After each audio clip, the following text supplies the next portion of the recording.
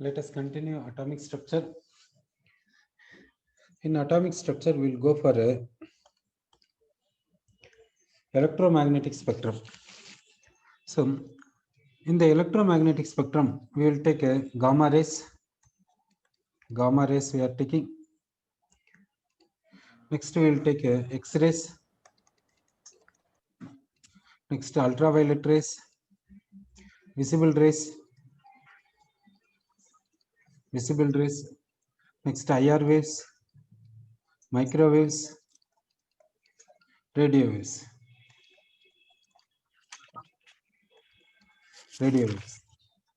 Here, if we go like this, what happens to the wavelength? In the sense, wavelength increases. But frequency, what happens means decreases. Frequency decreases in this order. This order is called the electromagnetic spectrum. Okay. So electromagnetic spectrum says about arrangement of electromagnetic radiations in the increasing order of wavelength. Sorry. Now, what is the relation between this frequency and wavelength? This frequency into wavelength is called a constant, that is c. It is called the velocity of light in vacuum. So c is called the velocity of light in vacuum. Its value is 3 into 10 to the power of 8 meter per second in SI system, 3 into 10 to the power of 10 centimeter per second in CGS system. Nu is called frequency. Its unit is per second. That means per unit time we can say, or hertz we can say. Next, wavelength. This wavelength unit is centimeter in CGS system, meter in SI system. Other units, angstrom equal to 10 power minus 10 meter. Next, nanometer equal to 10 power minus 9 meter. At the picometer, that is equal to 10 power minus 12 meter. These are the other units of this wavelength. Next, we will see wave number. This wave number is called what? This wave number is called unit length. We have to take unit length. In the unit length, how many waves are there? How many wavelengths are there? Okay, how many wavelengths are there? That is called wave number. So now we will take wavelength. What is wavelength? We will see. Wavelength in the sense that is distance of one wave. Distance of one wave is called wavelength. Distance of one wave. One wave in the sense one crest, then one trough. Distance of one wave is called wavelength. Okay. So wavelength in the sense, therefore wavelength in the sense we can say one wave. One wave we can say. Wavelength in the sense that contains one wave we can say.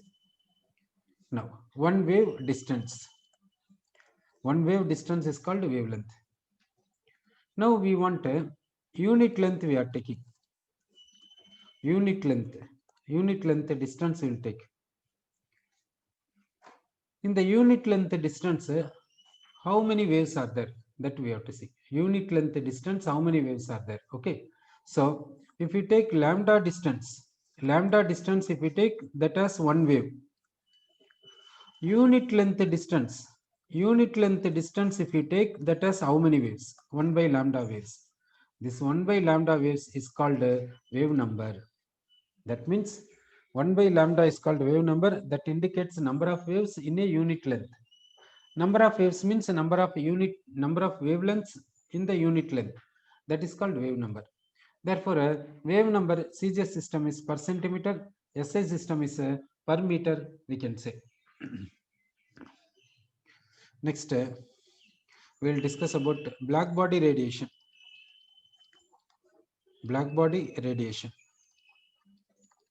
Sorry, which is black body? First, radiation. What is radiation?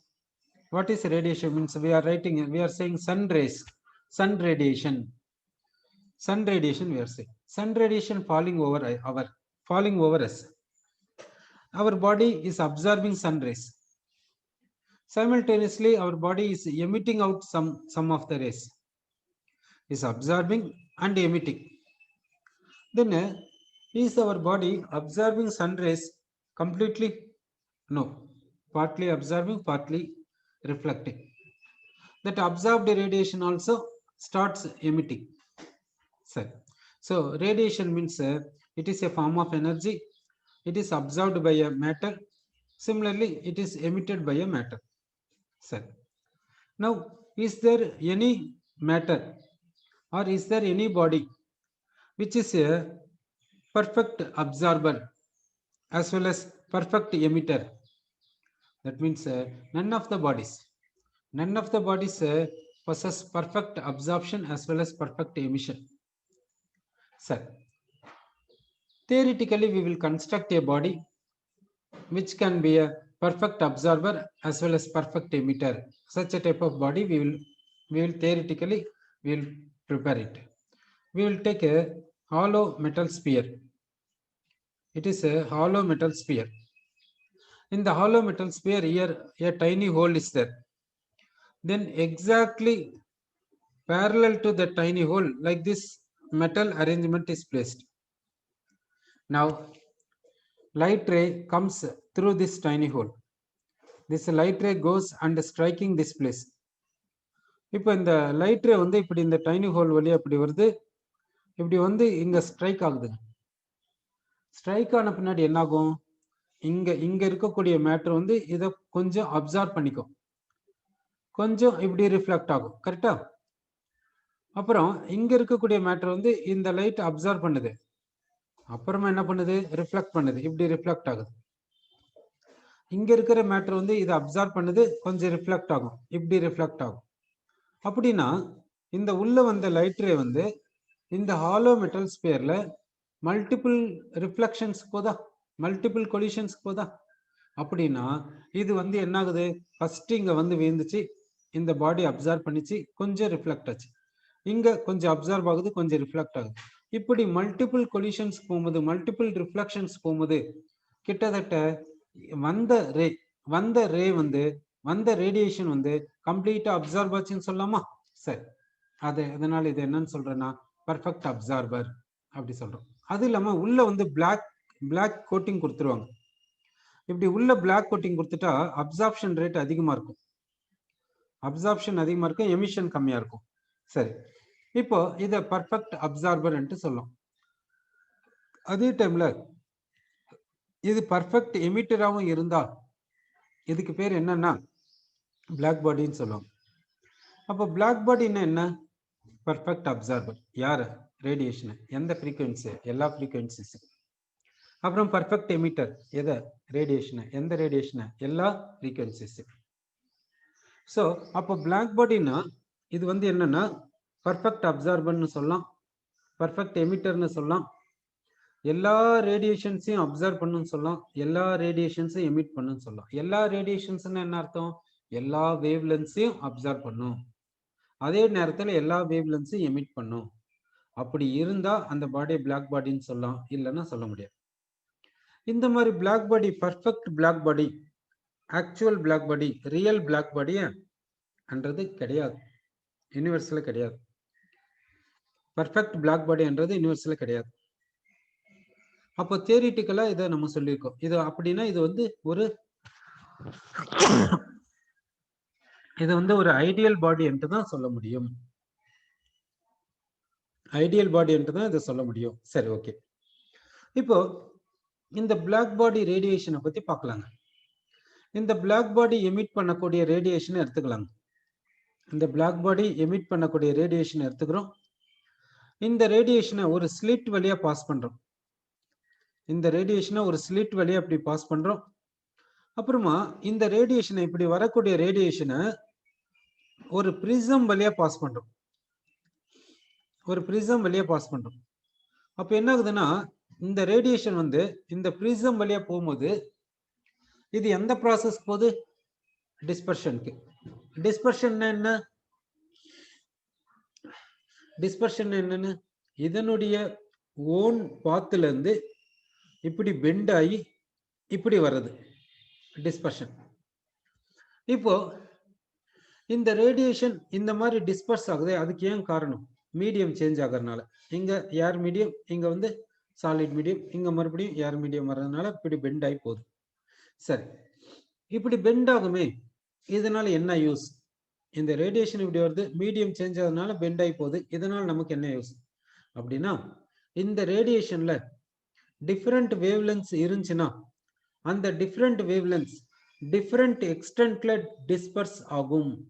Different எக்ஸ்டென்ட்ல disburse ஆகும். Suppose ஒரு wavelength வந்து 500 angstrom, இன்னொரு wavelength 600 angstrom. இது ரெண்டுமே இந்த இந்த ரேடியேஷன்ல இந்த 2 வேவ்லென்த்ஸ் இருக்குதுன்னு வச்சுக்கோங்க. இது பிரிசம் வழியா போகுது, இது பிரிசம் ஸ்ட்ரைக் பண்ணுது. ஸ்ட்ரைக் பண்ண முன்னாடி என்ன ஆகும்னாக்கா பார்த்துக்கோங்க, இப்படி 500 வந்து இப்படி பெண்ட் ஆயிருக்குதுன்னு வச்சுக்கலாம். இப்படி பெண்ட் ஆகி இப்படி போகுது. அப்போ 600 என்ன ஆகும்னா இப்படி போகும், 600 இப்படி வரும். அப்படின்னா different wavelengths disperses to different angles. Angle of dispersion பார்த்தீங்கன்னா டிஃப்ரெண்டா இருக்கும். சரி, அப்போ இந்த ரேடியேஷனை பிரிசம் வழியா பாஸ் பண்ணிட்டு நம்ம எக்ஸாமைன் பண்ணா, இந்த எமர்ஜென்ட் ரேஸை எக்ஸாமைன் பண்ணா இந்த ரேடியேஷன்ல என்னென்ன வேவ்லென்த்ஸ் இருக்குது அன்ட்டு சொல்ல முடியும். அப்போ இந்த ரேடியேஷன்ல என்னென்ன வேவ்லென்த் இருக்குது அன்ட்டு சொல்ல முடியுது. அடுத்து ஒரு பர்டிகுலர் வேவ்லென்த் இருக்கக்கூடிய ரேடியேஷனுடைய இன்டென்சிட்டியும் சொல்ல முடியும். எப்படின்னா, இப்போ இந்த எமர்ஜென்ட் ரேஸை போட்டோகிராஃபிக் பிளேட்ல வெல்ற மாதிரி செய்யறோம். அப்புறமா இந்த போட்டோகிராஃபிக் பிளேட்டை டெவலப் பண்ணிடுறோம். டெவலப் பண்ணிட்டு இப்படி பார்க்குறோம், எங்கெங்க ரேடியேஷன் இருக்குதோ அதெல்லாம் பார்க்குறோம். இப்போ இது நல்லா திக்கா இருக்குதுன்னு வச்சுக்கோங்க, அப்போ இதுக்கு இன்டென்சிட்டி அதிகம் தானே அர்த்தம். அப்போ ஒவ்வொரு வேவ்லென்த்துக்கும் என்னென்ன இன்டென்சிட்டி ஆஃப் ரேடியேஷன் அன்றதையும் இங்க பார்க்க முடியும். ஸோ இந்த பிரிசம் என்ன பண்ணுது, டிஃப்ரெண்ட் வேவ்லென்த்தை டிஃப்ரெண்ட் ஆங்கிள் ஆஃப் டிஸ்பர்ஷனுக்கு எடுத்துன்னு போயிட்டு செப்பரேட் பண்ணி விட்டுருது. அப்புறமா அந்த எமர்ஜென்ட் ரேஸ்ன்னு இதுதான், இதை போட்டோகிராஃபிக் பிளேட்ல வெல்ற மாதிரி செய்யறோம். வீழ்ந்த பின்னாடி டெவலப் பண்ணிக்கிறோம், போட்டோகிராஃபிக் பிளேட்டை டெவலப் பண்ணிக்கிறோம். இப்போ போட்டோகிராஃப் கிடைச்சிருக்குது. இந்த போட்டோகிராஃபில இப்போ நமக்கு ஸ்ட்ரைக்கிங் பாயிண்ட்ஸ் இருக்கும், அந்த ஸ்ட்ரைக்கிங் லைன்ஸ் இருக்கும். இந்த இடம் ஸ்ட்ரைக்கிங் ஆயிருக்குதுன்னா இங்க ரேடியேஷன் வந்து வீழ்ந்திருக்குதுன்னு அர்த்தம். இந்த இடம் ஸ்ட்ரைக் ஆயிருக்குதுன்னா இங்க ரேடியேஷன் வந்து வீழ்ந்திருக்குதுன்னு அர்த்தம். அப்போ எந்த வேவ்லென்த், அதாவது இந்த ரேடியேஷனுடைய வேவ்லென்த் வந்து எவ்வளவு அன்றது எப்படி தெரியும்னா, இந்த போட்டோகிராஃபிக் பிளேட்ல வேல்யூஸை இன்கிரேவ் பண்ணி வச்சிருப்பாங்க. அதாவது கிராஃபிக்கல் பேப்பர் மாதிரி, இது ஒரு கிராஃபிக்கல் பேப்பர் மாதிரி, அப்ப வேல்யூஸ் இருக்கும். ஸோ இங்க இந்த இடத்துல சப்போஸ் 500 ஆங்ஸ்ட்ராம்னு வச்சுக்கோங்க. 500 ஆங்ஸ்ட்ராம் இங்க இன்கிரேவ் பண்ணிருக்கோம்னா 500 ஆங்ஸ்ட்ராம் இருக்கக்கூடிய வேவ் இங்க வந்து ஸ்ட்ரைக் ஆகும். அப்போ இந்த வேல்யூஸ் மூலியமா இந்த ரேடியேஷனுக்கு என்ன வேவ்லென்த், இந்த ரேடியேஷனுக்கு என்ன வேவ்லென்த், இந்த ரேடியேஷனுக்கு என்ன வேவ்லென்த்னு சொல்ல முடியும். அடுத்து இதனுடைய திக்னஸை வச்சு, இதனுடைய பிரைட்னஸை வச்சு இந்த ரேடியேஷனுடைய இன்டென்சிட்டி எவ்வளவு, இந்த வேவ்லென்த் இருக்கக்கூடிய இந்த ரேடியேஷனுடைய இன்டென்சிட்டி எவ்வளவுன்ட்டு கண்டுபிடிக்க முடியும். அப்படின்னா என்ன செஞ்சாங்கன்னாக்கா, இந்த இந்த இந்த ஸ்பெக்ட்ரம் மூலியமா ஒவ்வொரு வேவ்லென்த்துக்கும் இன்டென்சிட்டி என்னன்னு கண்டுபிடிச்சாங்க. கண்டுபிடிச்சிட்டு கிராஃப் வரைஞ்சாங்க. அந்த கிராஃப் எப்படி இருக்குதுன்ட்டு பார்க்கலாம். இந்த இடத்துல என்ன பண்ணாங்கன்னா இன்டென்சிட்டி ஆஃப் ரேடியேஷன், இந்த இடத்துல இன்டென்சிட்டி ஆஃப் ரேடியேஷன் எடுத்துக்கினாங்க. இந்த இடத்துல இந்த எக்ஸ் ஆக்சிஸ்ல ஒய் வேவ்லென்த், அதாவது வேவ்லென்த் எடுத்துக்கிறாங்க.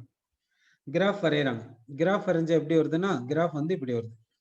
At a particular temperature, black பாடியை பர்டிகுலர் டெம்பரேச்சர்ல வச்சுக்கின்னு பார்த்தா கிராஃப் இப்படி வருது. அப்போ இப்படி போனோம், எக்ஸ் ஆக்சிஸ்ல இப்படி போனோம், வேவ் லென்த் இன்க்ரீஸ் ஆகினே போகுது, அதிகமாயினே போகுது. இன்டென்சிட்டி ஆஃப் ரேடியேஷன் என்ன ஆகுதுன்னா அதிகமாயினே போகுது, மேக்சிமம் அட்டைன் பண்ணுது. அப்புறமா என்ன ஆகுதுன்னா டிக்ரீஸ் ஆகினே போகுது. இப்படி இருக்குதுங்க. பிளாக் பாடி எமிட் பண்ண ரேடியேஷன்ல சோன்ஸோ வேவ் லென்த் எல்லாம் இருக்குது. ஒவ்வொரு வேவ் லென்த்தினுடைய இன்டென்சிட்டி ஆஃப் ரேடியேஷனும் இப்படி இருக்குது. அப்போ எந்த ரேடியேஷனுக்கு இன்டென்சிட்டி மேக்சிமம்னா மாடரேட் வேவ் லென்த் இருக்குது பாருங்க, இந்த மாடரேட் வேவ் லென்த் இருக்கக்கூடிய ரேடியேஷனுடைய இன்டென்சிட்டி மேக்சிமமா இருக்குது. சரி, இப்போ பிளாக் பாடியை அனதர் டெம்பரேச்சர்ல வச்சுக்கலாம். பிளாக் பாடியை அனதர் டெம்பரேச்சர்ல வச்சுக்கிறோம். அதாவது T2 டெம்பரேச்சர்ல பிளாக் பாடியை எடுத்துன்னு போகலாம். T2 is greater than T1 அப்படி எடுத்துக்கலாம். இப்போ T2னா இப்போ T2 is greater than T1 அது போல எடுத்தாச்சு. இப்போ ஹையர் டெம்பரேச்சருக்கு பிளாக் பாடி எடுத்துன்னு போயிடுச்சு. அப்போ பிளாக் பாடி ஹையர் டெம்பரேச்சருக்கு எடுத்துன்னு போயிட்டா எனர்ஜி பார்ட்டிகல்ஸ் எமிட்டட் எப்படி இருக்கும்? பிளாக் பாடி ஹையர் டெம்பரேச்சருக்கு எடுத்துன்னு போனா ஹையர் எனர்ஜி பார்ட்டிகல்ஸ் எமிட் ஆனது எப்படி இருக்கும்? ஹையர் எனர்ஜி பார்ட்டிகல்ஸ் எமிட் ஆனது அதிகமா இருக்குமா இல்ல கம்மியா இருக்குமா? அதிகமா இருக்கும். ஹையர் எனர்ஜி பார்ட்டிகல்ஸ் எமிட் ஆனது அதிகமா இருந்துச்சுன்னா ஹையர் ஃப்ரீக்வன்சி, அதாவது ஹையர் எனர்ஜினா ஹையர் ஃப்ரீக்வன்சி, அப்போ வேவ் லென்த் கம்மி. ஏன்னா ஃப்ரீக்வன்சியும் வேவ் லென்த்தும் இன்வெர்ஸ்லி ப்ரொபோர்ஷனல். அதுதான் நம்ம சொன்னோம், frequency into wavelength is equal to கான்ஸ்டன்ட்னு சொன்னல. அப்போ இந்த பிளாக் பாடி என்ன செய்றீங்கன்னாக்கா, இந்த பிளாக் பாடியை வந்து ஹையர் டெம்பரேச்சருக்கு எடுத்துன்னு போறீங்க. அப்போ ஹையர் டெம்பரேச்சருக்கு எடுத்துன்னு போனா இது எமிட் பண்ணக்கூடிய எனர்ஜி பார்ட்டிகல்ஸினுடைய இது எமிட் பண்ணக்கூடிய ரேடியேஷனுடைய எனர்ஜி அதிகமா இருக்கும். இப்போ இது எமிட் பண்ணக்கூடிய ரேடியேஷனுடைய எனர்ஜி அதிகமா இருக்கும். அப்படின்னா ஃப்ரீக்வன்சி அதிகமா இருக்கும். அப்படின்னா வேவ் லென்த் கம்மியா இருக்கும். இப்போ சொல்லுங்க, T2 டெம்பரேச்சர்ல மேக்ஸிமம் இன்டென்சிட்டி ஆஃப் ரேடியேஷன் எந்த வேவ் லென்த்ல இருக்கும்? T1 டெம்பரேச்சரை கம்பேர் பண்ணுவது. T1 டெம்பரேச்சர்ல மேக்ஸிமம் இன்டென்சிட்டி ஆஃப் ரேடியேஷன் எந்த வேவ் லென்த்ல இருக்குதுன்னு உங்களுக்கு தெரியும். T1 டெம்பரேச்சர்ல மேக்ஸிமம் இன்டென்சிட்டி ஆஃப் ரேடியேஷன் இந்த வேவ் லென்த்ல இருக்குது. இப்போ T2 டெம்பரேச்சர்ல மேக்ஸிமம் இன்டென்சிட்டி ஆஃப் ரேடியேஷன் எந்த வேவ் லென்த்ல இருக்கும்? அதாவது இந்த வேவ் லென்த்துக்கு லெஃப்ட் சைட்ல வருமா, இல்ல இந்த வேவ் லென்த்துக்கு ரைட் சைட்ல வருமா, இல்ல இந்த வேவ் லென்த் என்னவோ அதே வேவ் லென்த்ல வருமா? அதாவது இந்த T2க்கான கிராஃப் வந்து இந்த T1க்கான கிராஃப் மேல சூப்பர் இம்போஸ் ஆகுமா, இல்ல T1 கிராஃபுக்கு மேல வருமா, இல்ல T1 கிராஃபுக்கு கீழே வருமா? எப்படி சொல்லலாம் அன்ட்டு பார்க்கலாங்க. சரி, இப்போ இந்த சோன்ஸ வேவ் லென்த் எடுத்துக்கலாம். T1 டெம்பரேச்சர்ல இதுதாங்க இவ்வளவு இன்டென்சிட்டி ஆஃப் ரேடியேஷன். ஓகே, இந்த வேவ் லென்த் இருக்கக்கூடிய ரேடியேஷனுடைய இன்டென்சிட்டி இவ்வளவு T1 டெம்பரேச்சர்ல. T2 டெம்பரேச்சர்ல என்ன ஆகும்? T2 டெம்பரேச்சர்னா டெம்பரேச்சரை ரைஸ் பண்ணல, டெம்பரேச்சரை ரைஸ் பண்ணா ரேடியேஷன் எமிட்டட் அதிகமாகும்ல. அப்ப ரேடியேஷன் அதிகமா எமிட் ஆகுதுன்னா அப்ப இன்டென்சிட்டி ஆஃப் ரேடியேஷன் எப்படி இருக்கும்? இந்த வேவ் லென்த்ல இதை விட அதிகமா தானே இருக்கணும். அப்போ இந்த இன்டென்சிட்டியை விட அதிகமா இருக்கணும்னா பாயிண்ட் இப்படி தானே வரும். சரி, இந்த வேவ் லென்த் எடுத்துக்கலாம். இந்த வேவ் லென்த் இருக்கக்கூடிய ரேடியேஷன் சோன்ஸ் இன்டென்சிட்டி எமிட் ஆயிருக்குது T1 டெம்பரேச்சர்ல. இப்போ இந்த பிளாக் பாடி T2 டெம்பரேச்சருக்கு எடுத்துன்னு போறோம். அப்படின்னா அது இந்த வேவ் லென்த் எமிட் பண்ணுன்னா எமிட் பண்ணும். ஆனா இந்த வேவ் லென்த் எமிட் பண்ணக்கூடிய ரேடியேஷனுடைய இன்டென்சிட்டி எப்படி இருக்கும்? இதை விட அதிகமாக தான் இருக்கும். ஏன்னா டெம்பரேச்சர் T2 டெம்பரேச்சரை ரைஸ் பண்ணிருக்கோங்க. அப்போ T2 டெம்பரேச்சருக்கான கிராஃப் எப்படி வரும்? இந்த கிராஃபுக்கு மேல வருமா, இல்ல இந்த கிராஃபுக்கு கீழே வருமா, இல்ல இந்த கிராஃப் மேலே இருக்குமா? எப்படி இருக்குன்னு நினைக்கிறீங்க? சரி, இப்போ T2 டெம்பரேச்சருக்கான கிராஃப் எப்படி இருக்குன்னா இந்த கிராஃபுக்கு மேல வரும் என்றது நமக்கு தெரியுது. சரி, T2 டெம்பரேச்சருக்கான கிராஃப் வந்து இந்த கிராஃபுக்கு மேல வருதுங்க. ஓகே, சோ அந்த கிராஃபை பார்க்கலாங்க.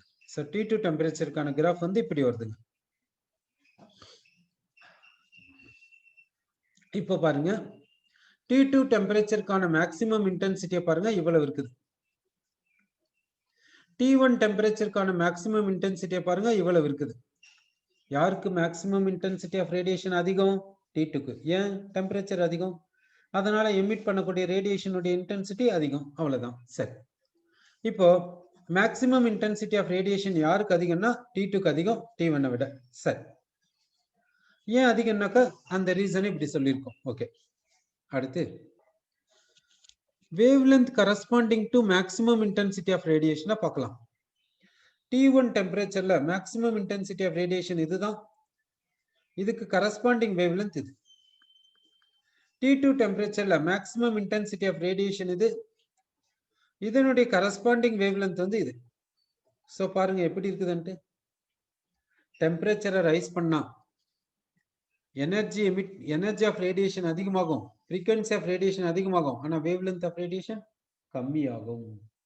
ஸோ அதனால மேக்ஸிமம் இன்டென்சிட்டி ஆஃப் ரேடியேஷன் எந்த பக்கம் போகுதுன்னா ஷார்ட்டர் வேவ்லென்த் சைடு போகுது டெம்பரேச்சரை ரைஸ் பண்ண. அப்போ டெம்பரேச்சரை ரைஸ் பண்ண லாம்டா மேக்ஸ் எந்த பக்கம் போகும், ஷார்ட்டர் வேவ்லென்த் சைடு போகும் அன்ட்டு சொல்றாங்க. இதுதாங்க பிளாக் பாடி ரேடியேஷன். அப்படின்னா பிளாக் பாடி ரேடியேஷன் எப்படி இருக்குதுன்னா இது போல இருக்குது. பிளாக் பாடி ரேடியேஷன் வந்து இப்படி இருக்குது அன்ட்டு சொல்லியிருக்காங்க. சரி, இதை எக்ஸ்பிளைன் பண்றதுக்காக பிளாங்க்ஸ் என்றவரு ஒரு குவாண்டம் தியரி இன்ட்ரோடியூஸ் பண்ணார். அந்த குவாண்டம் தியரிக்கு பேர் என்னன்னா Max Planck quantum theory. Max Planck quantum theory. சரி, மேக்ஸ் பிளாங்க் குவாண்டம் தியரி என்று சொல்றாங்க. இவர் என்ன சொல்றாருன்னா, இப்போ பிளாக் பாடி எடுத்துக்கிறீங்க, அது ரேடியேஷனை அப்சார்ப் பண்ணுது, இல்லைன்னா ரேடியேஷனை எமிட் பண்ணுது. சரி, ஒரு பிளாக் பாடி எடுத்துக்கினா அந்த பிளாக் பாடி என்ன பண்ணுதுன்னா ரேடியேஷனை அப்சார்ப் பண்ணுது. எப்போ ரேடியேஷனை அப்சார்ப் பண்ணும், ரேடியேஷனுடைய பார்ட்டிக்கல், ரேடியேஷன்ல இருக்கக்கூடிய எனர்ஜி பார்ட்டிகல்ஸ் இந்த பிளாக் பாடியில இருக்கக்கூடிய மேட்டர் பார்ட்டிகல்ஸ்க்கு மேல கொலிஷனுக்கு போனாதான் அப்சார்ப் பண்ணும், இல்லைன்னா அப்சார்ப் பண்ணாது. இப்படிதானே கரெக்ட்? இந்த ரேடியேஷன் போயிட்டு இந்த பிளாக் பாடி போய் இடிச்சாதானுங்க பிளாக் பாடி ரேடியேஷன் அப்சர்வ் பண்ணும், இல்லைன்னா எப்படி அப்சர்வ் பண்ணும்? ஸோ அதனால இவர் என்ன சொல்றாருன்னா, ரேடியேஷன்ல இருக்கக்கூடிய எனர்ஜி பார்ட்டிகல்ஸ் பிளாக் பாடியில இருக்கக்கூடிய பார்ட்டிகல்ஸை போய் இடிக்குது, அதனால பிளாக் பாடியில இருக்கக்கூடிய பார்ட்டிகல்ஸ் இந்த ரேடியேஷன்ல இருக்கக்கூடிய எனர்ஜி பார்ட்டிகல்ஸை அப்சார்ப் பண்ணிக்குது. அதே மாதிரிதான் எமிஷனும். சரி, இவர் என்ன சொல்றாருன்னா இந்த ரேடியேஷன்ல இருக்கக்கூடிய எனர்ஜி பார்ட்டிகளுக்கு பேர் என்ன சொல்றாருன்னா குவாண்டம் அன்ட்டு பேர் சொல்றாரு. ரேடியேஷன்ல இருக்கக்கூடிய எனர்ஜி பார்ட்டிகளுக்கு இவர் என்ன பேர் சொல்றாரு, குவாண்டம் சிங்குலர்ல. ப்ளூரல்ல என்ன சொல்றாருன்னா குவாண்டா அன்ட்டு சொல்றாரு. அப்போ ரேடியேஷன்ல என்ன இருக்குதுன்னா குவாண்டா இருக்குது, அந்த குவாண்டாவை இந்த பிளாக் பாடி அப்சார்ப் பண்ணுதுன்னா அதுக்கு காரணம் இந்த குவாண்டாக்கு பார்ட்டிக்கல் நேச்சர் இருக்குது, அதனால்தான் இந்த பிளாக் பாடி அதை அப்சார்ப் பண்ணிச்சு அன்ட்டு சொல்லுது. சரி, இந்த குவாண்டம்க்கு எனர்ஜி இருக்கும்ல, அந்த எனர்ஜி எப்படி இருக்கும்னு அவர் சொல்றாருன்னா energy of quantum is directly proportional to frequency of radiation. ஏன் ஃப்ரீக்வன்சி ஆஃப் ரேடியேஷன் சொல்லணும்? Energy of quantum is directly proportional to frequency of radiation அப்படி சொல்றாரு. எனர்ஜி ஆஃப் குவாண்டம், குவாண்டத்தினுடைய எனர்ஜி ஏன் ஃப்ரீக்வன்சி ஆஃப் ரேடியேஷனோட ரிலேட் பண்ணாரு என்று பார்க்கலாம். இப்போ ஃப்ரீக்வன்சின்னா என்ன, ஒரு பாயிண்ட் எடுத்துக்கிறோம், இந்த பாயிண்ட் வழியா எத்தனை வேவ்ஸ் பாஸ் ஆச்சோ யூனிட் டைம்ல அதை தான் ஃப்ரீக்வன்சி ஆஃப் ரேடியேஷன் என்று சொல்றோம். ஒரு பாயிண்ட் வழியா எத்தனை வேவ்ஸ் வந்து யூனிட் டைம்ல பாஸ் ஆகுதோ அந்த நம்பர் ஆஃப் வேவ்ஸ் தான் ஃப்ரீக்வன்சி ஆஃப் ரேடியேஷன் என்று சொல்றோம். சரி, இப்ப பாருங்க, அப்படின்னா frequency of radiation number of waves passing per unit time. அப்போ எனர்ஜி அதிகமா இருந்தா தானே number of waves passing per unit time அதிகமா இருக்கும். அதனால தான் energy of quantum frequency of ரேடியேஷனோட ரிலேட் பண்ணியிருக்காங்க. So energy of quantum is equal to h nu, h is called Planck's constant, h is called Planck's constant. இந்த Planck's constant value என்னன்னா 6.625 into 10 power minus 34 joule second SI system. CGS system 6.625 into 10 power minus 27 erg second.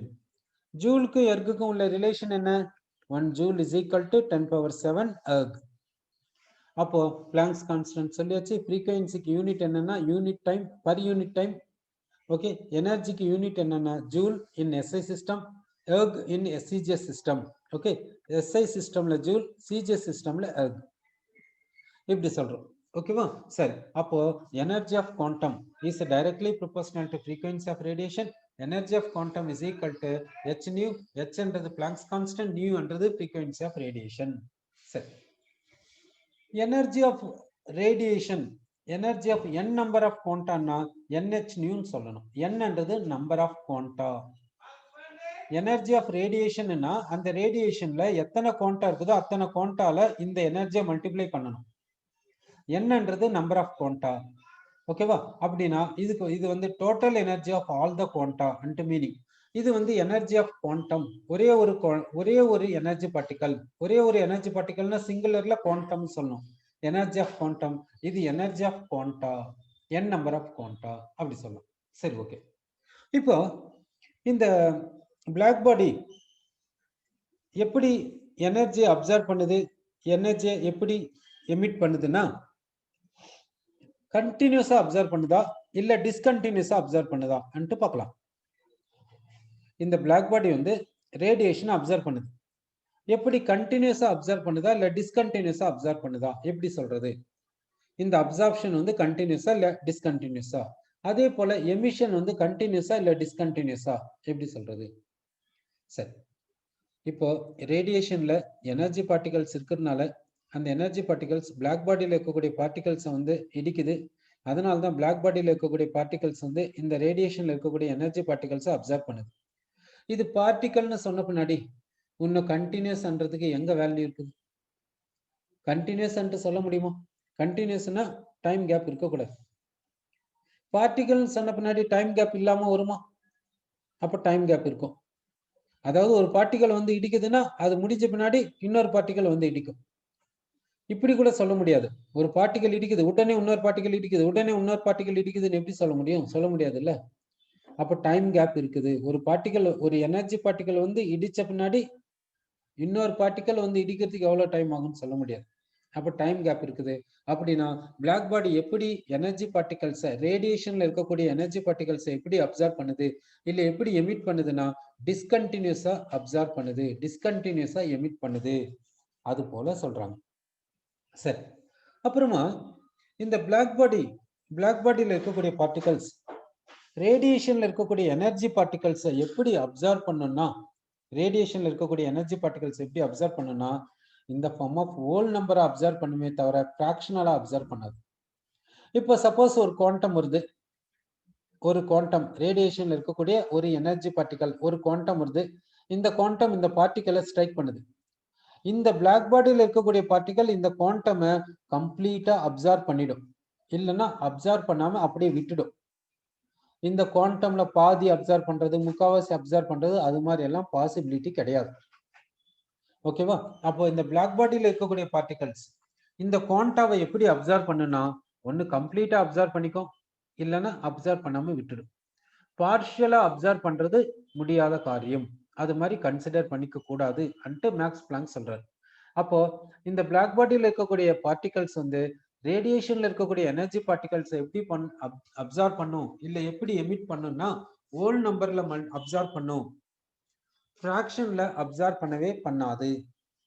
இது வந்து இந்த black பாடியில் இருக்கக்கூடிய particles வந்து ரேடியேஷன்ல இருக்கக்கூடிய energy பார்ட்டிகல்ஸை ஒரு பார்ட்டிகல் எடுத்துக்கலாம், இல்ல 2 பார்ட்டிகல்ஸ் எடுத்துக்கலாம், இல்ல 3 பார்ட்டிகல்ஸ் எடுத்துக்கலாம். 1.1 பார்ட்டிகல் எடுத்துக்கிச்சு அப்படியெல்லாம் சொல்ல முடியாது அன்ட்டு சொல்றாரு. சரி, அப்போ இப்போ வந்து பிளாக் பாடி ரேடியேஷனுடைய கன்க்ளூஷன் என்ன, மேக்ஸ் பிளாங்க் குவாண்டம் தியரியினுடைய கன்க்ளூஷன் என்னன்னு பார்க்கலாம். சரி, பிளாக் பாடின்னு என்ன? ஐடியல் பாடி. அது பர்ஃபெக்ட் அப்சர்வர், அது பர்ஃபெக்ட் எமிட்டர். யாரு? எல்லா ஃப்ரீக்வன்சிஸ் ஆஃப் ரேடியேஷனையும் இது பண்ணும், அப்சர்வ் பண்ணும், எமிட் பண்ணும். ஓகே, ஒரு பர்டிகுலர் டெம்பரேச்சர்ல பிளாக் பாடி எமிட் பண்ணக்கூடிய ரேடியேஷனுடைய வேவ் லென்த்தை இங்க எடுத்துக்கிறோம், கரஸ்பாண்டிங் இன்டென்சிட்டி ஆஃப் ரேடியேஷனை இங்க எடுத்துக்கிறோம். கிராஃப் வரைஞ்சா எப்படி இருக்குதுன்னா, வேவ் லென்த் இன்க்ரீஸ் ஆகினே போச்சுன்னா இன்டென்சிட்டி ஆஃப் ரேடியேஷனும் இன்க்ரீஸ் ஆகுது, மேக்ஸிமம் அட்டைன் பண்ணுது, அப்புறமா டிக்ரீஸ் ஆகுது. டெம்பரேச்சரை ரைஸ் பண்ணா கிராஃப் அப்படியே மேலே போகுது. அதே நேரத்தில் மேக்ஸிமம் இன்டென்சிட்டி ஆஃப் ரேடியேஷன் வந்து shorter wave length side shift ஆகுது அப்படி சொல்றோம். சரி, இது வந்து பிளாக் பாடி ரேடியேஷன். இப்போ மேக்ஸ் பிளாங்க் குவாண்டம் தியரி என்ன சொல்லுதுன்ட்டு பார்க்கலாம். இந்த ரேடியேஷன்ல எனர்ஜி பார்ட்டிகல்ஸ் இருக்குது, அதுக்கு பேர் என்னன்னா குவாண்டா, சிங்குலர் என்னன்னா குவாண்டம். எனர்ஜி ஆஃப் குவாண்டம் யாரை டிபெண்ட் பண்ணுதுன்னா ஃப்ரீக்வன்சி ஆஃப் ரேடியேஷனை டிபெண்ட் பண்ணுது. Energy of quantum equal to h nu. ஹெச்ன்றது என்னன்னா பிளாங்க்ஸ் கான்ஸ்டன்ட், அதனுடைய வேல்யூ இப்படி SI சிஸ்டம்ல, CGS சிஸ்டம்ல இப்படி இருக்கும். சரி, அடுத்து இந்த பிளாக் பாடி ரேடியேஷனை எப்படி அப்சர்வ் பண்ணுது இல்ல எப்படி எமிட் பண்ணுதுன்னா டிஸ்கண்டினியூஸா அப்சர்வ் பண்ணுது, இல்ல டிஸ்கண்டினியூஸா எமிட் பண்ணுது அன்ட்டு சொல்றோம். அப்புறம் இந்த பிளாக் பாடி ரேடியேஷனை எப்படி அப்சர்வ் பண்ணிக்குதுன்னா இந்த ஹோல் நம்பர் மல்டிபிள்ஸா அப்சர்வ் பண்ணிக்கிறது தவிர ஃபிராக்ஷனலா அப்சர்வ் பண்றது கிடையாது. இதாங்க மேக்ஸ் பிளாங்க் குவாண்டம் தியரி. அடுத்து என்ன எடுத்துக்கிறோம்னா போட்டோ எலக்ட்ரிக் எஃபெக்ட் எடுத்துக்கலாம். போட்டோ எலக்ட்ரிக் எஃபெக்ட் எடுத்துக்கலாம். இப்போ போட்டோ எலக்ட்ரிக் எஃபெக்ட் பார்க்கும்போது போட்டோ வோல்டாயிக் செல்ல பார்க்கலாங்க. போட்டோ வோல்டாயிக் செல் எப்படி இருக்கும்ன்றதை பார்க்கலாம். இப்போ என்ன பண்றோம்னாக்கா இங்க ஒரு போட்டோ கேத்தோடு எடுத்துக்கிறோம். போட்டோ கேத்தோடுன்றது ஒன்றும் கிடையாது, இது ஒரு metal plate. Okay, photo cathode அதாவது சென்சிட்டிவ் டு லைட் அப்படி இருக்கணும். இது வந்து என்னன்னா ஒரு மெட்டல் பிளேட், இது வந்து ஆனோட். இது என்ன பண்றீங்கன்னா இந்த ரெண்டு போட்டோ கேத்தோடையும் ஆனோடையும் வேக்யூம் டியூப்ல வச்சிருங்க. இப்படி வேக்யூம் டியூப்ல வச்சாச்சு. இதை எடுத்துன்னு போயிட்டு என்ன பண்றீங்கன்னா பேட்டரியோட கனெக்ட் பண்ணி விட்டுருங்க. இப்படி கனெக்ட் பண்ணி விட்டுருங்க. பேட்டரியினுடைய நெகட்டிவ் சார்ஜை வந்து நெகட்டிவ் போல வந்து இந்த போட்டோ கேத்தோடு கனெக்ட் பண்ணி விட்டுருங்க. அடுத்து பாசிட்டிவ் பிளேட் இங்க இருக்குது. அடுத்து இங்க என்ன இருக்குதுன்னா இப்போ பல்போட கனெக்ட் பண்ணணும்னா கூட இப்படி கனெக்ட் பண்ணிக்கலாம். பல்போட இப்படி கனெக்ட் பண்ணி வச்சு அடுத்து இங்க என்ன இருக்குதுன்னா கீ இருக்குது. அடுத்து இதை எடுத்துன்னு போயிட்டு என்ன பண்றீங்கன்னா இந்த ஆனோடோட கனெக்ட் பண்ணி விட்டுருங்க. ஓகே, இல்ல பேட்டரியை சார்ஜ் பண்ணணும்னு நினைச்சா இந்த பல்ப் தேவையில்லை. சரி, இப்படி பண்ணி விட்டாச்சு. இப்போ இந்த கீ ஆன்ல இருக்கட்டும். இந்த negative pole of the battery இதோட கனெக்ட் பண்ணதுனால இதுக்கு நெகட்டிவ் சார்ஜ் கொடுத்துடலாம். இந்த பாசிட்டிவ் போல் ஆஃப் பேட்டரியை வந்து இதோட கனெக்ட் பண்ணதுனால இதுக்கு பாசிட்டிவ் சார்ஜை கொடுத்துடலாம். இப்போ என்ன பண்ணலாம்னா சன்லைட்டை இதுக்கு மேல விழுற மாதிரி செய்யலாம். சன் ரேடியேஷன் இது இந்த போட்டோ கேத்தோடுக்கு மேல விழுற மாதிரி செய்யணும். அப்படி போட்டோ கேத்தோடு மேல விழுந்துச்சுன்னா என்ன ஆகும் பார்க்கலாம். இப்போ இந்த போட்டோ கேத்தோடுன்றது ஒரு மெட்டல் பிளேட். சரி, இந்த போட்டோ கேத்தோடுன்றது ஒரு மெட்டல் பிளேட். இந்த மெட்டல் பிளேட் எதனால ஆனதுன்னா மெட்டல் ஆட்டம்ஸ்னால ஆனது. சரி, மெட்டல் ஆட்டம்ல சென்ட்ரல்ல நியூக்ளியஸ் இருக்கும், அதனுடைய சரௌண்டிங்ல எலக்ட்ரான்ஸ் இருக்கும், அவுட்டர் மோஸ்ட்ல இந்த லாஸ்ட்ல பாத்தீங்கன்னா வேலன்சி எலக்ட்ரான் கிளவுட் இருக்கும். சரி, வேலன்சி எலக்ட்ரான்ஸ் அதனுடைய கிளவுட் இருக்குது. ஓகே, இப்போ இந்த மெட்டல் ஆட்டம்ல இந்த நியூக்ளியஸ்க்கும் இந்த எலக்ட்ரானுக்கும் இடையில அட்ராக்ஷன் இருக்குது. இப்போ இந்த அட்ராக்ஷனால இந்த எலக்ட்ரான் இந்த நியூக்ளியஸினுடைய கண்ட்ரோல்ல இருக்குது. இந்த நியூக்ளியஸ் வந்து இந்த எலக்ட்ரானை பிடிச்சி இழுக்கிறதுனால இந்த எலக்ட்ரான் இந்த நியூக்ளியஸை சுத்தி நிற்குது. ஓகே, இப்போ இந்த ரேடியேஷன்ல எனர்ஜி பார்ட்டிகல்ஸ் இருக்குது. அந்த எனர்ஜி பார்ட்டிகளுக்கு பேர் என்னன்னா குவாண்டம். அந்த குவாண்டம் வந்து இந்த எலக்ட்ரான் மேல விழுந்தா இந்த எலக்ட்ரான் இந்த குவாண்டமை அப்சர்வ் பண்ணிக்குது. இப்போ இந்த எலக்ட்ரானுக்கு எனர்ஜி கிடைச்சிச்சு. இந்த எலக்ட்ரானுக்கு எனர்ஜி யார் கொடுத்தது? இந்த குவாண்டம். இந்த எலக்ட்ரான் இந்த குவாண்டம் யூஸ் பண்ணி என்ன பண்ணுது? இந்த அட்ராக்ஷனை பிரேக் பண்ணுது. இந்த அட்ராக்ஷனை பிரேக் பண்ணிடுச்சுன்னா இந்த எலக்ட்ரான் இந்த ஆட்டமை விட்டு வெளியே வந்துடும். இந்த எலக்ட்ரானால இந்த அட்ராக்ஷனை பிரேக் பண்ண முடியலன்னா இந்த ஆட்டம்லயே அப்படியே இருந்துரும். அப்படிதானே? சரி, இப்போ இந்த எலக்ட்ரான் இந்த குவாண்டம் அப்சர்வ் பண்ணிக்குது. இந்த அட்ராக்ஷனை பிரேக் பண்ணிடுச்சுன்னா இந்த எலக்ட்ரான் இந்த ஆட்டமை விட்டு வெளியே வந்துருச்சுன்னு அர்த்தம். கரெக்டா? சரி, அப்போ இங்க இருந்து எலக்ட்ரான் இப்படி வெளியே வந்துருச்சு. இப்போ இந்த போட்டோ கேத்தோட்ல இருந்து எலக்ட்ரான் என்ன பண்ணுச்சு? வெளியே வந்திருக்குது. யாரால? இந்த ரேடியேஷனால. ஓகே, இந்த எலக்ட்ரானுக்கு நெகட்டிவ் சார்ஜ் இருக்குதுன்னு உங்களுக்கு தெரியும். இப்போ இந்த பாசிட்டிவ் பிளேட் இந்த எலக்ட்ரானை பிடிச்சி இழுக்குமா இல்லையா? இந்த நெகட்டிவ் பிளேட் இந்த எலக்ட்ரானை ரிப்பல் பண்ணுமா இல்லையா? இந்த நெகட்டிவ் பிளேட் இந்த எலக்ட்ரானை பிடிச்சி இந்த பக்கம் தள்ளுது. இந்த பாசிட்டிவ் பிளேட் இந்த எலக்ட்ரானை பிடிச்சி இந்த பக்கம் இழுக்குது. அப்போ இந்த எலக்ட்ரான் ஆட்டோமேட்டிக்கா இப்படி தானே போகும். ஏன்னா இது வந்து இந்த பக்கம் பிடிச்சி இழுக்குது, இது வந்து இதை பிடிச்சி தள்ளுது இந்த பக்கம். அப்ப இந்த எலக்ட்ரான் இப்படி தானே வரணும். சரி, அப்ப இந்த எலக்ட்ரான் இப்படி வருது. அப்படியே எலக்ட்ரான் இப்படி வந்துருச்சுங்க. இந்த ஆனோடு கிட்ட வந்துருச்சுங்க. ஆனோடு கிட்ட வந்த உடனே என்ன பண்ணும்? இந்த எலக்ட்ரான்ஸ் என்ன பண்ணும்? அப்படியே இப்படி வரும். இந்த எலக்ட்ரான்ஸ் அப்படியே இப்படி வரும். ஓகேவா? இந்த எலக்ட்ரான்ஸ் அப்படியே இப்படி வந்து வருது. இப்படி எலக்ட்ரான்ஸ் இப்படியே வருது, இப்படி வந்துச்சு, இங்க வந்துச்சு. இங்க என்ன இருக்குன்னா ரெசிஸ்டன்ஸ் அதிகமா இருக்கும். ரெசிஸ்டன்ஸ் அதிகமா இருக்குனால இந்த எலக்ட்ரான்ஸ் என்ன பண்ணும்? இங்க மல்டிபிள் கொலிஷன்ஸ்க்கு போகும். ரெசிஸ்டன்ஸ்னா அப்டக்கிள்ஸ். இப்போ இங்க ரெசிஸ்டன்ஸ் அதிகமா இருக்குனால இந்த எலக்ட்ரான்ஸ் இங்க மல்டிபிள் கொலிஷன்ஸ்க்கு போகும்போது இந்த எலக்ட்ரான் இதனுடைய எனர்ஜி எல்லாத்தையும் இங்க லூஸ் பண்ணுது. ஏன்னா மல்டிபிள் கொலிஷன்ஸ் போறதுனால. அப்போ இந்த எலக்ட்ரான் இங்க வந்து இதனுடைய எனர்ஜி எல்லாம் இங்க லூஸ் பண்ணுது. அந்த எனர்ஜி எல்லாம் அப்படியே என்னவா கன்வெர்ட் ஆகுதுன்னா லைட் எனர்ஜியா கன்வெர்ட் ஆகுது, ஹீட் எனர்ஜியா கன்வெர்ட் ஆகுது.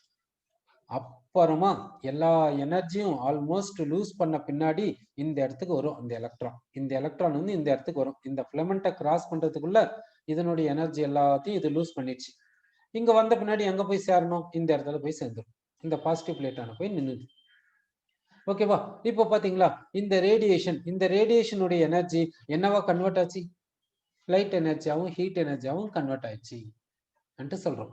சரி, இந்த எலக்ட்ரானுக்கு பேரு, இந்த ப்ராசஸ்க்கு பேர் என்ன சொல்றோம்னா போட்டோ எலக்ட்ரிக் எஃபெக்ட் சொல்றோம். சரி, இப்போ இந்த போட்டோ எலக்ட்ரிக் எஃபெக்ட் நடக்கணும்னா ரேடியேஷனுடைய ஃப்ரீக்வன்சி எப்படி இருக்கணும்?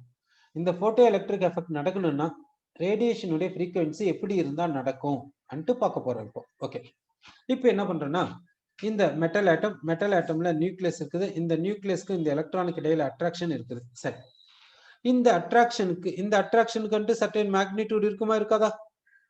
சரி, இந்த அட்ராக்ஷனுக்கு சர்டைன் மேக்னிடியூட் இருக்கும். சரி, இப்போ இந்த நியூக்ளியஸ்க்கும் எலக்ட்ரானுக்கு இடையில அட்ராக்ஷன் இருக்குது. இந்த அட்ராக்ஷன் எவ்வளவுன்னா எக்ஸ் நியூட்டன் வச்சுக்கலாம். இந்த அட்ராக்ஷன் எவ்வளவுன்னா எக்ஸ் நியூட்டன். இப்போ ரேடியேஷன்ல குவாண்டம் இருக்குது. ரேடியேஷன்ல எனர்ஜி பார்ட்டிகல்ஸ் இருக்குது. அந்த எனர்ஜி பார்ட்டிகல் பேர் குவாண்டம். இந்த குவாண்டம்க்கு எனர்ஜி இருக்குது. அந்த எனர்ஜியை நான் இன் டர்ம்ஸ் ஆஃப் நியூட்டன்ல சொல்ல போறேன், அதாவது ஃபோர்ஸா சொல்ல போறேன். அப்போ இதை ஃபோர்ஸா சொன்னா எவ்வளவு வருதுன்னா சப்போஸ் எக்ஸ் நியூட்டனா இருக்குது. ஓகேவா? இல்லாட்டி அப்படியே எனர்ஜியா கன்வெர்ட் பண்ணிடலாம். இதை வந்து எனர்ஜியா கன்வெர்ட் பண்ணா சப்போஸ் ஒய் ஜூல்னு வச்சுக்கோங்க. அதே மாதிரி இதையும் எனர்ஜியா கன்வெர்ட் பண்றோம். இது எவ்வளவுன்னா ஒய் ஜூல்.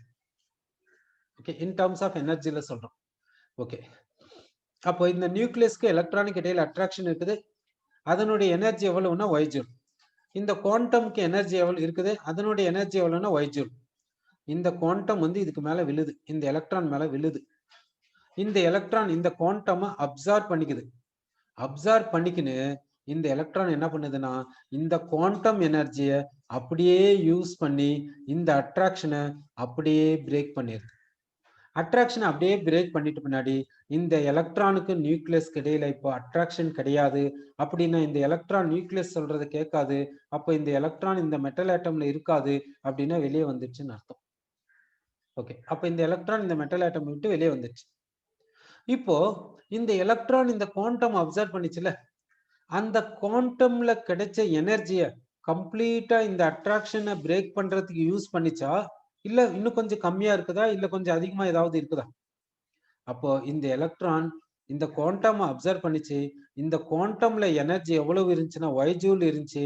அந்த ஒய் ஜூலை அப்படியே யூட்டிலைஸ் பண்ணி இந்த அட்ராக்ஷனை பிரேக் பண்ணிடுச்சு. அப்போ குவாண்டம்னால இது கிட்ட ரிமைனிங் எனர்ஜி வேற எதுவும் இல்லை. இது கிட்ட ரிமைனிங் எனர்ஜி இல்லை வித் ரெஸ்பெக்ட் டு குவாண்டம். குவாண்டம்னால குவாண்டம் அப்சர்வ் பண்ணதுனால இது கிட்ட வேற ரிமைனிங் எனர்ஜி இல்லை. குவாண்டம் அப்சர்வ் பண்ணி அட்ராக்ஷனை பிரேக் பண்ணிச்சு. அப்புறமா இந்த குவாண்டம் எனர்ஜி இப்போ இது கிட்ட இல்லை, ஜீரோவா இருக்குது. சரி, இப்போ அப்படின்னா இந்த நியூக்ளியஸ்க்கும் எலக்ட்ரானுக்கு இடையில இருக்கக்கூடிய அட்ராக்ஷனும் இந்த எனர்ஜி ஆஃப் குவாண்டமும் ஈக்குவலா இருந்தால் எலக்ட்ரான் மெட்டல் ஆட்டமை விட்டு வெளியே வரும் அன்ட்டு சொல்லிட்டோம். சரி, அப்படி எலக்ட்ரான் மெட்டல் ஆட்டமை விட்டு வெளியே வருதுன்னா போட்டோ எலக்ட்ரிக் எஃபெக்ட் நடக்குதுன்னு சொல்றோம். சரி, இப்போ நியூக்ளியஸ், இது எலக்ட்ரான், இங்க எலக்ட்ரான் இருக்குது, இதுக்கு இடையில அட்ராக்ஷன் இருக்குது.